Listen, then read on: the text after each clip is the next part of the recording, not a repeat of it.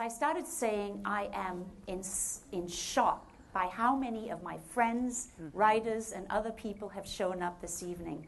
Thank you so much for coming. And I know that Mary Beth Bond is probably the reason why you're here tonight. But we also have a panel of wonderful authors who will inspire you with their gutsy stories. You know, now you know something about me, but I know something about you, too. Because there are three kinds of people in this world. There are people who watch things happen. There are people that make things happen. And then there are people that go, hey, what just happened? And I know that you're the type of people that make things happen, and that's why you're here.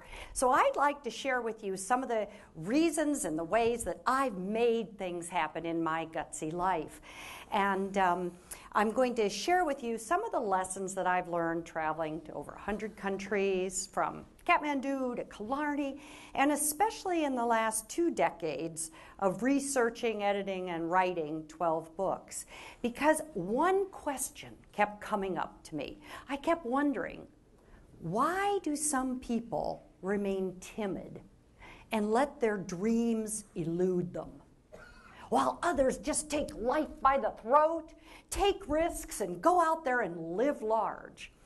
And so many of the stories in my books and many of the stories in Sonia's anthology also will give kernels of wisdom.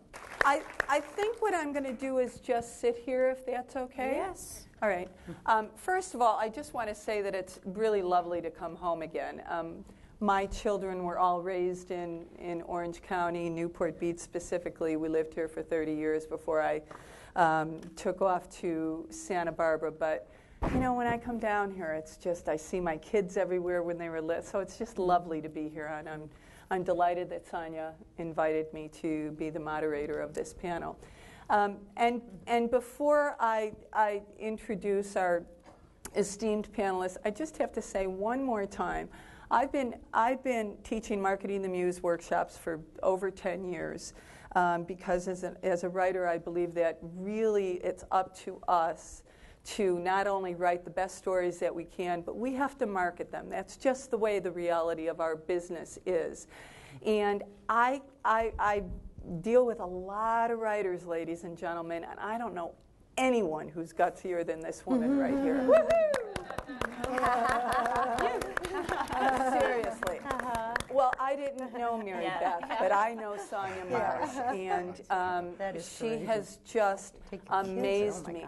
So for those of you who came here tonight because perhaps you're looking for a little gutsy inspiration, make sure that you track all of these people here, because they are all you know, they have really stepped outside of their comfort zone in order to live a realized life. And if you're not going to live a realized life, what's the point? So I'm hoping that when you leave here tonight, you'll be inspired to write your own stories. And speaking of stories, that's just a little bit gutsy. Plus, he's a family man. Right. Tell us a little bit about that, Jason. Okay. First of all, thank you very much for that warm introduction. I really appreciate that. I'm assuming everyone can hear me okay? Okay. Well, as most of you I know are writers, and you probably realize that writing takes a lot of time. It's really hard to find time to write. And I was a house painter, and I know that it doesn't sound very glamorous, but I actually had a really good gig. I lived in Tahoe, and I worked on multi-million-dollar houses. It was my business. I didn't have to advertise. People came to me. I could charge what I wanted. I could hire my friends, made very good money. I could take time off if I wanted to ski. If it was a powder day, I didn't have to go to work. I really had an easy life, but I knew that there was, it wasn't really my dream. It was something that I sort of fell into and just ended up getting my contractor's license and painting for a long time.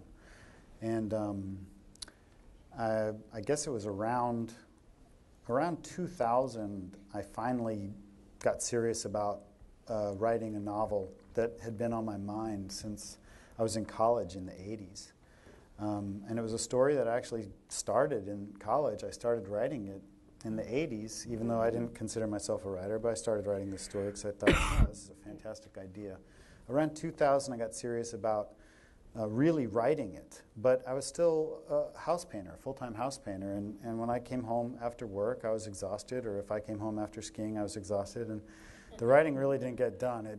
I didn't finish it until 2005. And around the time I finished it, I was querying agents and publishers and not going very far with it, but self-publishing was making a lot of strides, and vanity publishing and that kind of stuff, so I realized that I did have options.